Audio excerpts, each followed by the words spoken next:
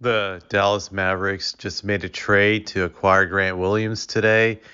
So what they gave up was Reggie Bullock in a three-way trade to the Spurs, and they gave up a pick swap with the Spurs, which means that in 2030, that's when it's going to occur. That if the Dallas Mavericks have a higher pick than the Spurs, they'll swap it. Excuse me. And the Celtics got multiple second-round picks in this trade. So yeah, that was a trade.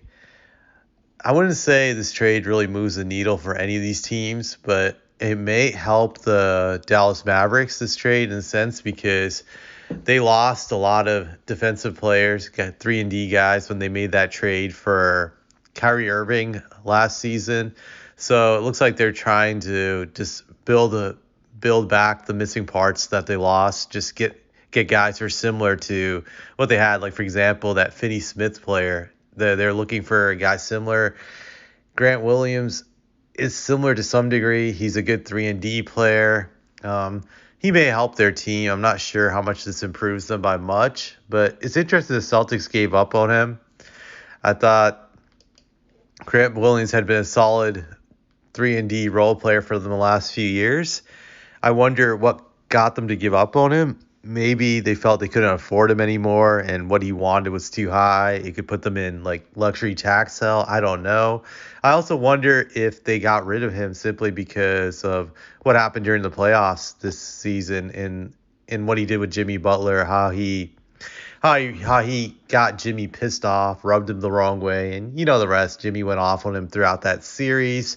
I wonder if that kind of turned the Celtics off to him, kind of like what happened with the Grizzlies and Dylan Brooks, that the Grizzlies were pissed off at Dylan for igniting LeBron with his trash talk and his antics. So that could have been the case with the Celtics, but it's an interesting move, I would say. When you look at the Spurs, they're getting Reggie Bullock. To me, that's more just like a cap move for them, in the sense the Spurs need to equal a certain floor, I believe, when it comes to the salary cap. So they're trying to fill that right now. I think Bullock probably helps in that regard, but I don't see him really doing much for the Spurs really this season, or if he's going to really make a significant difference.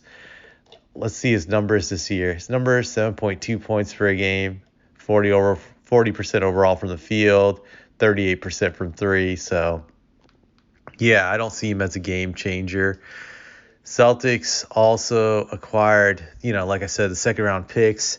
Don't think they'll do much with those picks, but you never know. I always view second round picks like scratch off lottery tickets. You really have nothing to lose with them.